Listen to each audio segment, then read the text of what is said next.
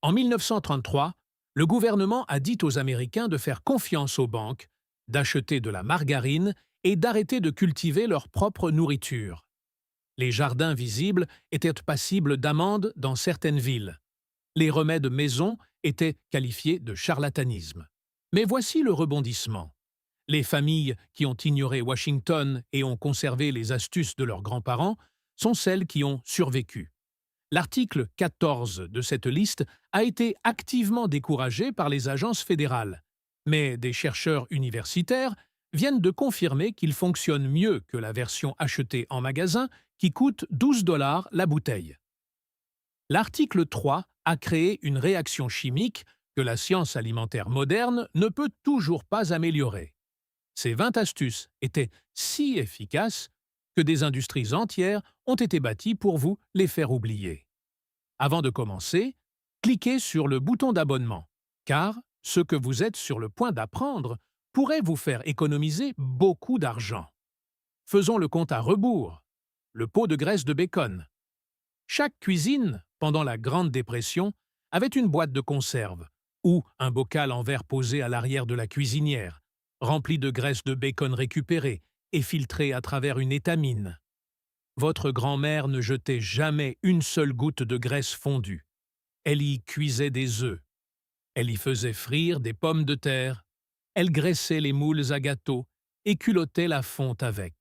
Ce pot de graisse dorée remplaçait le beurre, le saindoux et l'huile de cuisson d'un seul coup. Une livre de bacon coûtait environ 22 cents en 1933. Conserver la graisse signifiait que vous obteniez 2 produits pour le prix d'un. La saveur qu'elle ajoutait au pain de maïs valait à elle seule l'effort. Après la guerre, les entreprises d'huile végétale ont lancé des campagnes publicitaires massives, disant aux Américains que la graisse animale les tuerait. Crisco a dépensé des millions pour convaincre les ménagères que la graisse végétale hydrogénée était l'alternative moderne et propre. Nous savons maintenant que ces graisses trans étaient bien plus dangereuses que la graisse de bacon qu'elles remplaçaient. Pendant ce temps, le pot de votre arrière-grand-mère restait là sur la cuisinière, ne faisant aucun mal et rendant tout meilleur. Certaines familles des Appalaches et du Sud profond n'ont jamais arrêté. Elles savaient ce que le reste d'entre nous avait oublié. Robes et rideaux en sac de farine. Pendant la dépression, un sac de farine de 50 livres coûtait environ 1,50 $. Mais la vraie valeur était le sac lui-même. Les fabricants ont compris que les femmes utilisaient le tissu en coton pour les vêtements et les articles ménagers. Ainsi, des entreprises comme Pillsbury et Gold Medal ont commencé à imprimer leurs sacs avec des motifs floraux colorés. Les mères transformaient ces sacs en robes pour leurs filles, en tabliers, en rideaux, en tailles d'oreiller et en courte pointe. Un seul sac fournissait assez de tissu pour une robe d'enfant. 2 sacs faisaient un chemisier de femme. Le coton était robuste, doux après lavage et gratuit. Au milieu des années 1930, les entreprises de farine se faisaient concurrence sur la conception des motifs autant que sur la qualité de la farine. Les femmes fouillaient dans les piles au magasin général à la recherche d'imprimés assortis pour compléter un vêtement. Le gouvernement n'a jamais promu cela. Les fabricants de textiles ne l'ont certainement pas fait non plus. Mais les mères américaines ont transformé les déchets d'emballage en garde-robe qui ont permis de vêtir les familles lorsque les magasins étaient inaccessibles. Aujourd'hui, nous payons des prix élevés pour du coton biologique et appelons cela durable. Nos arrière-grand-mères faisaient de la mode zéro déchet il y a 90 ans avec une paire de ciseaux et une machine à coudre à pédales. Les feuilles de pissenlit comme nourriture. Avant que l'industrie de l'entretien des pelouses ne convainque l'Amérique que les pissenlits étaient l'ennemi, les familles de l'époque de la Dépression les traitaient comme des provisions. Les femmes et les enfants parcouraient les champs et les bords de route pour cueillir des paniers entiers de feuilles de pissenlit. Les jeunes feuilles allaient dans les salades. Les feuilles plus vieilles étaient bouillies avec un peu de vinaigre et de porc salé.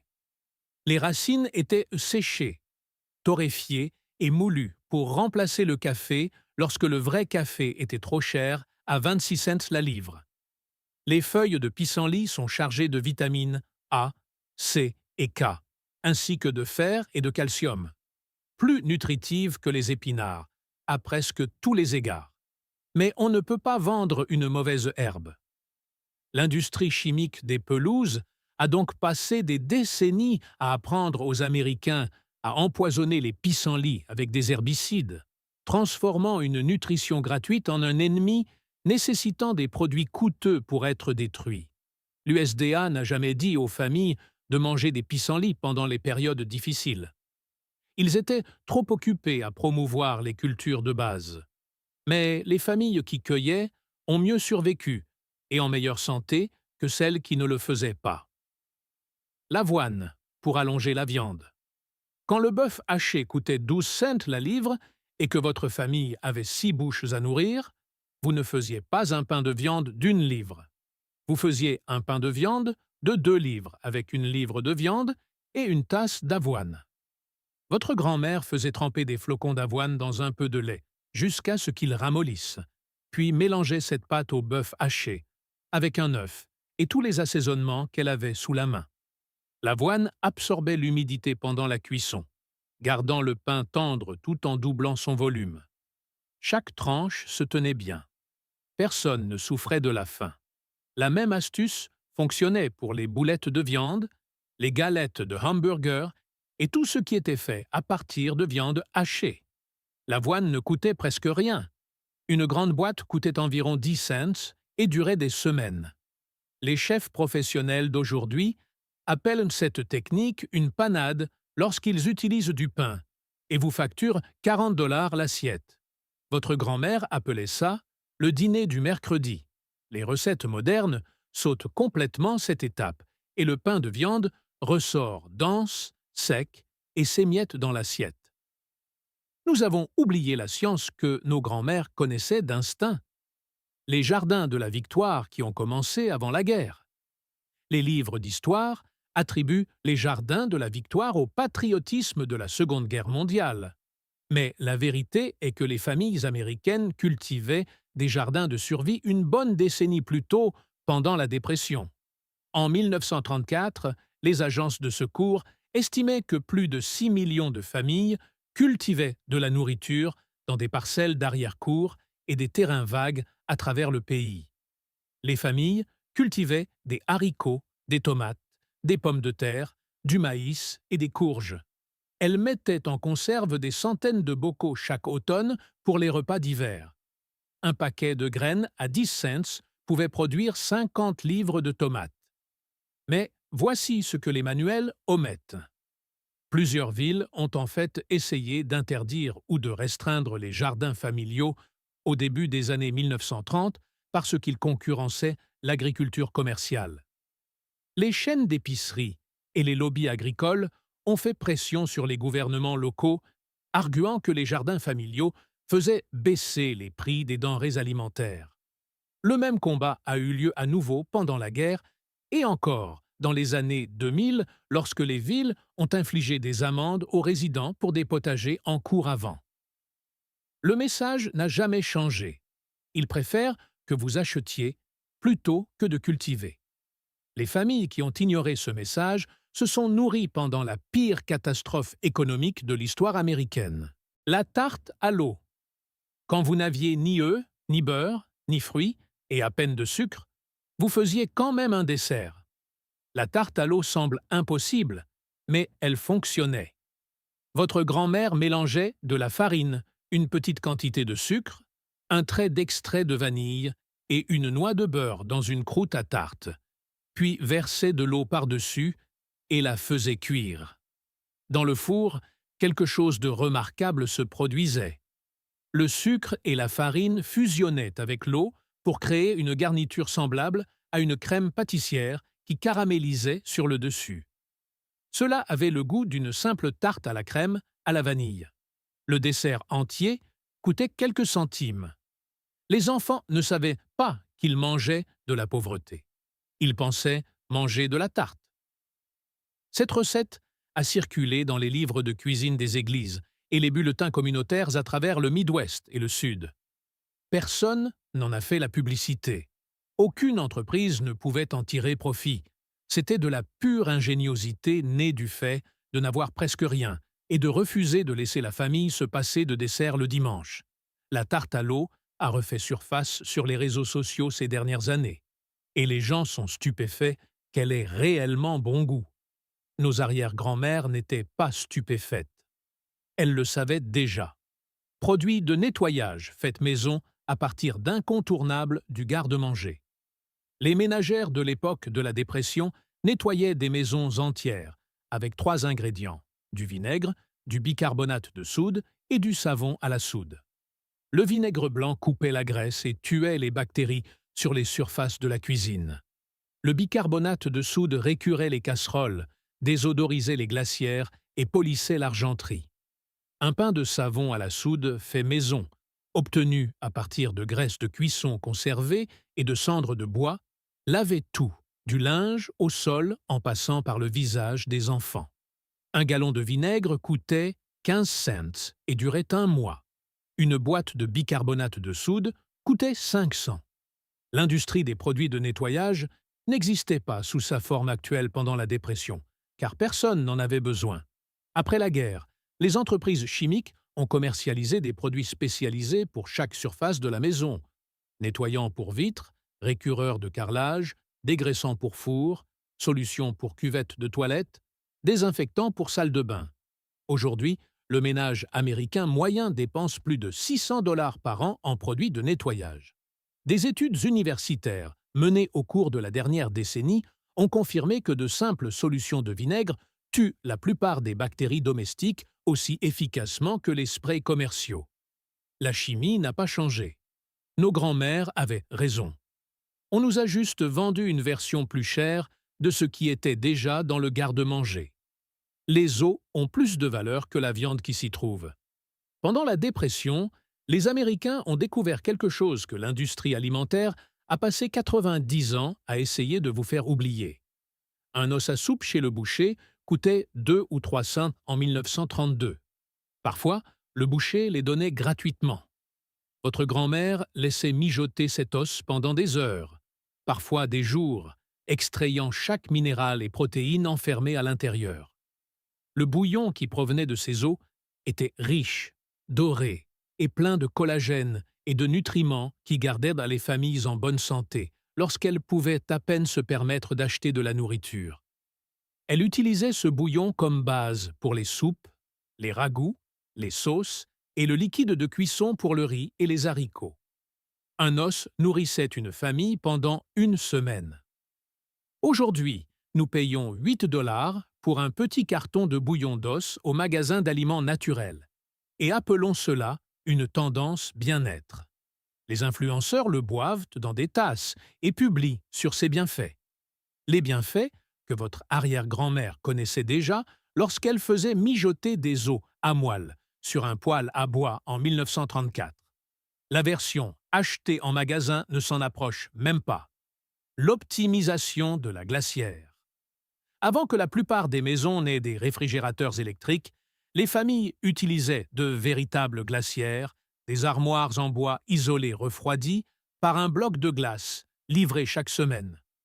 La glace coûtait de l'argent. Alors votre grand-mère est devenue une experte dans la gestion du froid.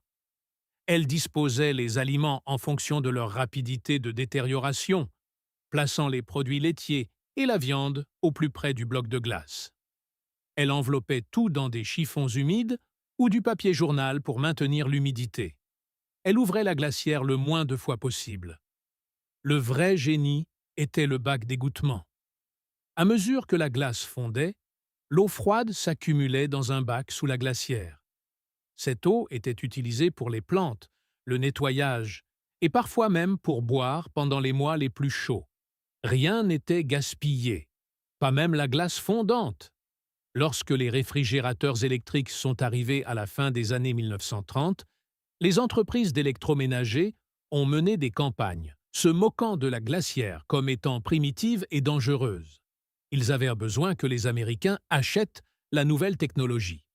Mais la glacière a appris à une génération comment gérer les stocks de nourriture avec un coût énergétique presque nul. Cette compétence, comprendre quels aliments se conservent et comment les stocker correctement, est quelque chose que les Américains modernes ont complètement perdu. Aujourd'hui, nous réfrigérons tout et nous jetons 30 à 40% de la nourriture que nous achetons. La fausse tarte aux pommes avec des craquelins. Quand les pommes n'étaient pas de saison ou trop chères, votre grand-mère faisait une tarte aux pommes sans une seule pomme dedans. Elle utilisait des craquelins. Des craquelins Ritz étaient trempés dans un sirop de sucre et de crème de tartre avec de la cannelle et du jus de citron, puis cuits à l'intérieur d'une croûte à tarte. Les craquelins se décomposaient en une texture presque identique à celle des pommes cuites. La crème de tartre apportait l'acidité. La cannelle et le sucre faisaient le reste. Le résultat trompait presque tout le monde lors des réunions paroissiales. Cette recette est d'ailleurs apparue au dos de la boîte de craquelins Ritz à partir des années 1930 et y est restée pendant des décennies. La chimie est réelle. La crème de tartre imite l'acide malique des pommes et les craquelins offrent la même douceur amylacée que les fruits cuits. Cela semble absurde jusqu'à ce que vous y goûtiez.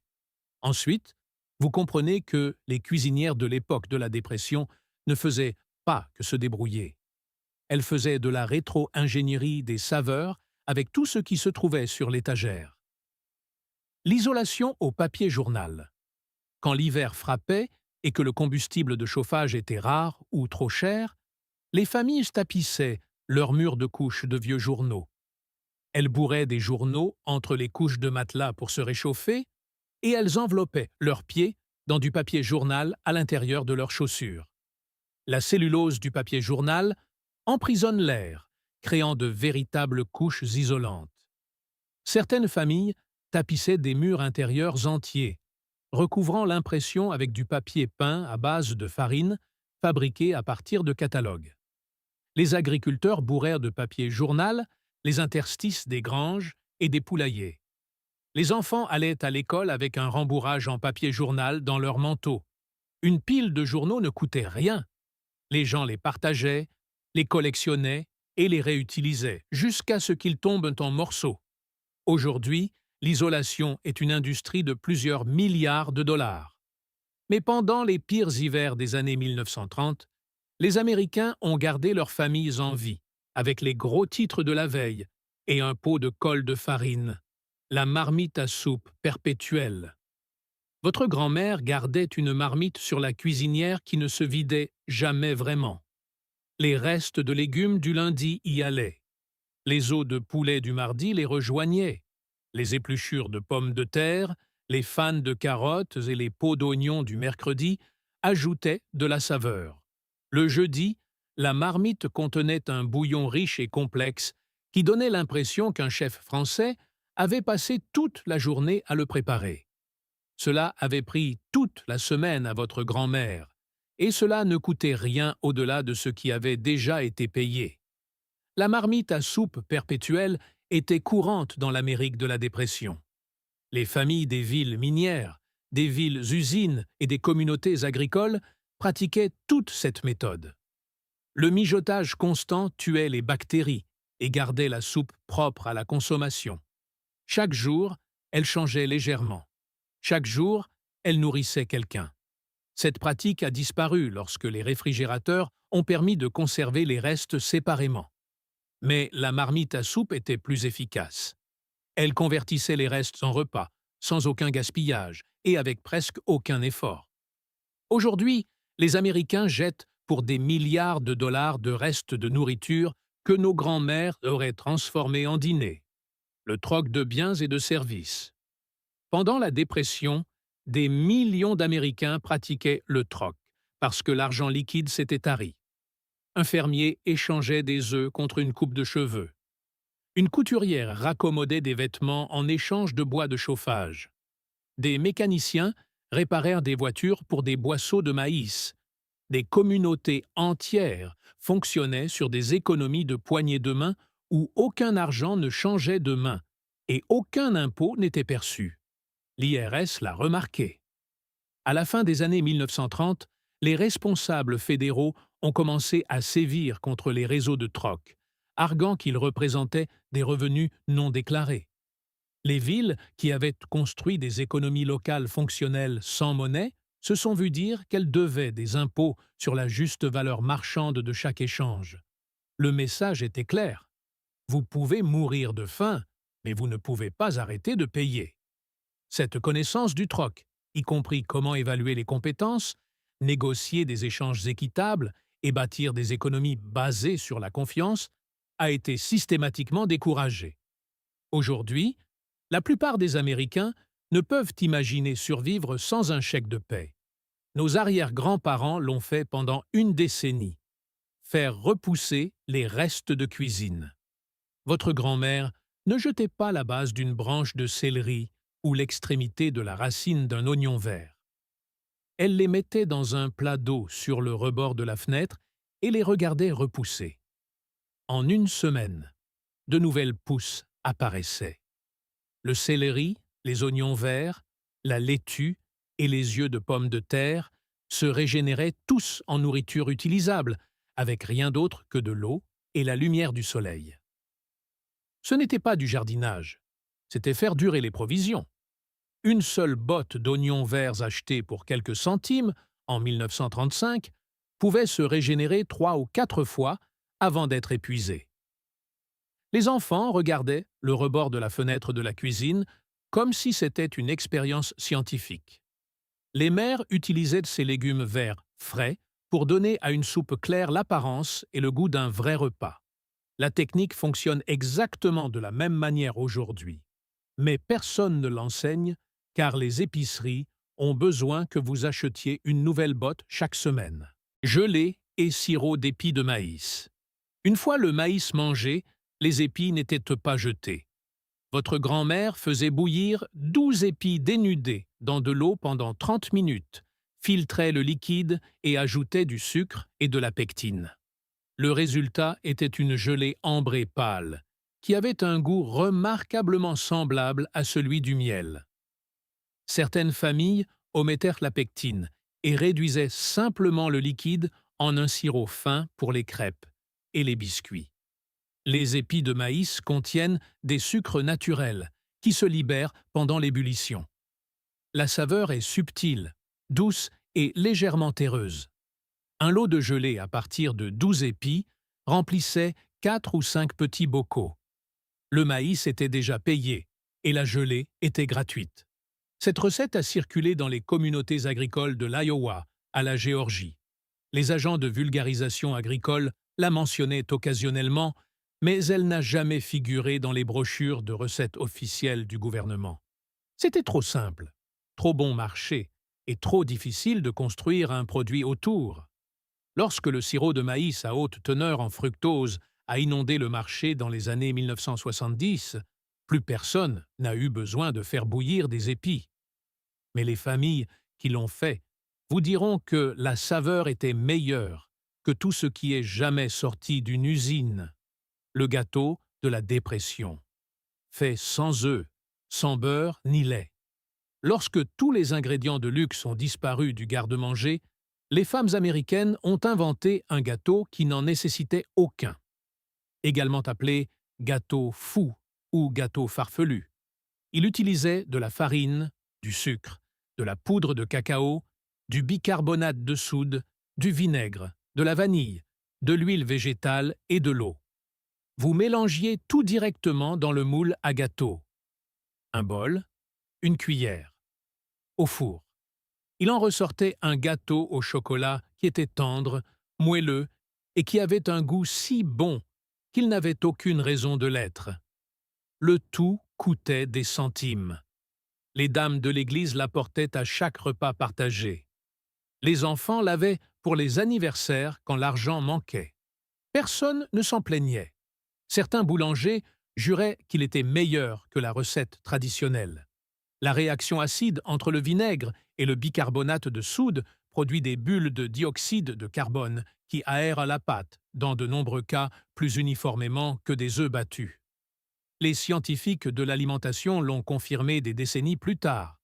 Nos grands-mères l'ont découvert par accident et par nécessité en 1932. Le pudding au pain à partir de pain rassis. Jeter du pain était une faute morale dans un foyer de l'époque de la Dépression. Lorsqu'une miche devenait rassise et que le pain à 6 cents la miche était trop cher pour être gaspillé, votre grand-mère le déchirait en morceaux, le faisait tremper dans un mélange de lait, d'œufs, de sucre et de vanille, et le faisait cuire pour en faire un pudding au pain. Parfois, elle ajoutait des raisins secs ou une poignée de noix, parfois juste une pincée de cannelle. Le four transformait le pain dur et sec en quelque chose de doux comme une crème pâtissière et dorée sur le dessus. Servi chaud, c'était le genre de dessert qui faisait oublier aux enfants qu'ils étaient pauvres. La technique fonctionnait avec n'importe quel pain. Pain blanc, pain de maïs, biscuits devenus durs. Même les restes de gâteaux rassis trouvaient leur place dans le plat à pudding. Aujourd'hui, les restaurants facturent 14 $ pour un pudding au pain et l'appellent artisanal. Votre arrière-grand-mère appelait ça « ne pas gaspiller ». La recette n'a pas changé, juste l'étiquette de prix. Le savon à la soude à partir de graisse de cuisson et de cendres de bois. C'est celui qui rend les entreprises chimiques nerveuses. Chaque foyer de l'époque de la Dépression conservait la graisse de cuisson dans une boîte et ramassait les cendres de bois dur de la cheminée ou du poêle. Quand il y en avait assez d'accumuler, votre grand-mère filtrait de l'eau à travers les cendres de bois pour créer de la lessive. Soude. Un alcali puissant. Elle chauffait ensuite la graisse conservée, la mélangeait soigneusement avec l'eau de lessive, la remuait pendant des heures et versait le mélange dans des moules. Après un durcissement de quelques semaines, le résultat était un savon dur et efficace qui nettoyait tout. Les vêtements, la vaisselle, les sols, la peau et les cheveux. Ce savon ne coûtait rien à produire.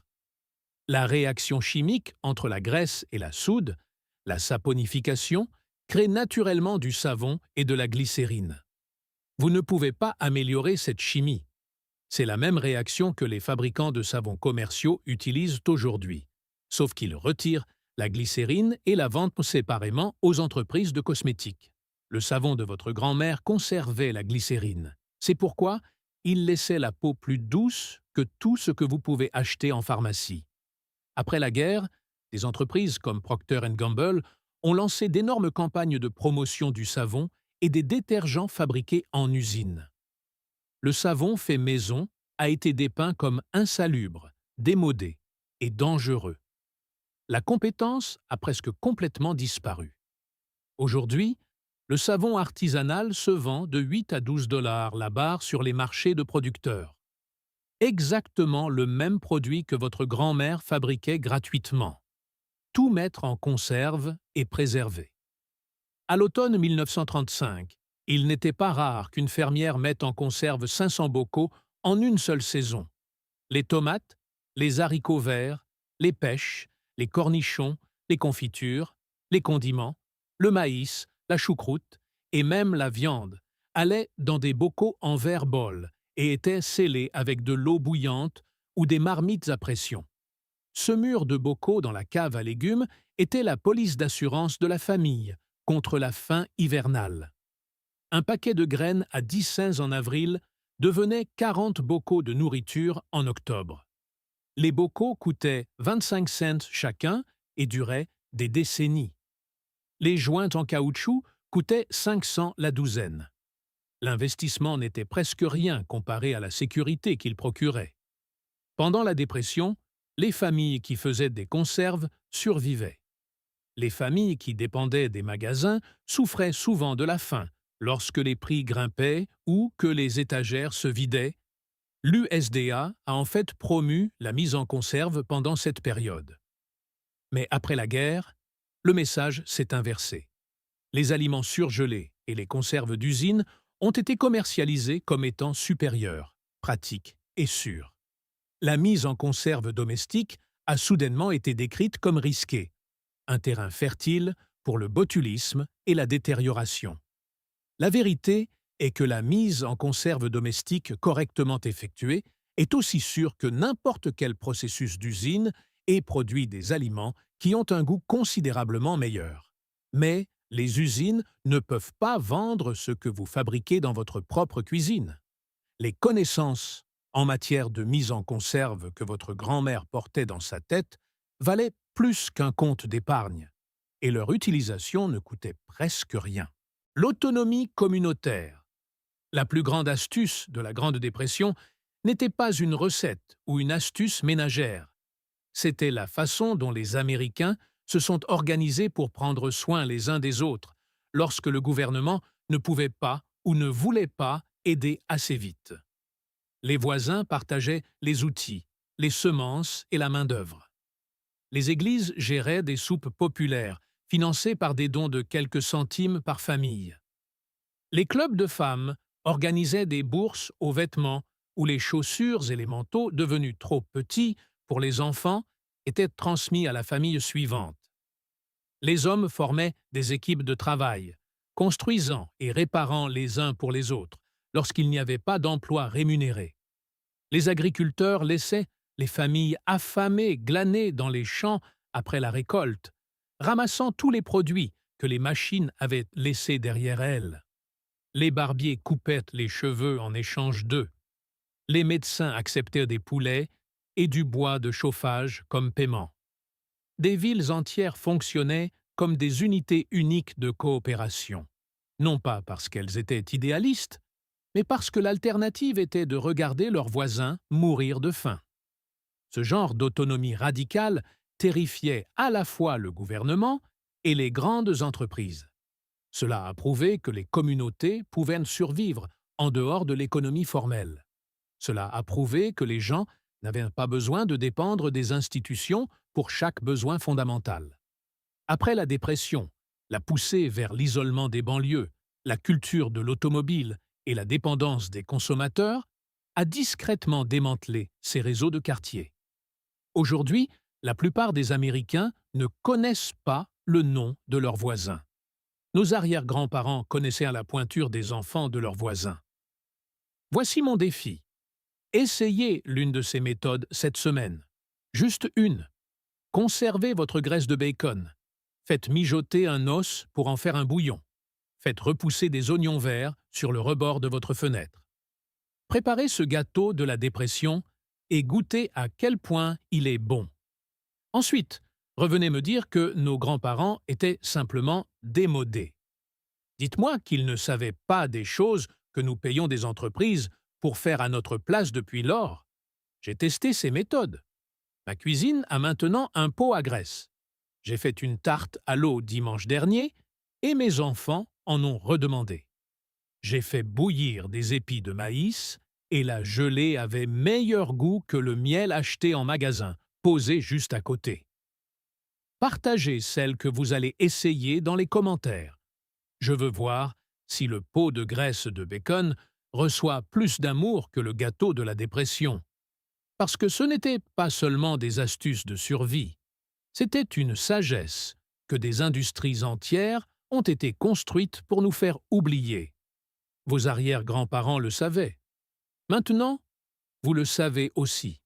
Si ces histoires ont changé votre façon de voir l'histoire de votre propre cuisine, n'hésitez pas à vous abonner et à aimer la chaîne. Nous déterrons la sagesse qu'ils ont essayé d'enterrer. Plantons ensemble les graines d'un avenir autonome. Le prochain trésor du passé sera bientôt révélé.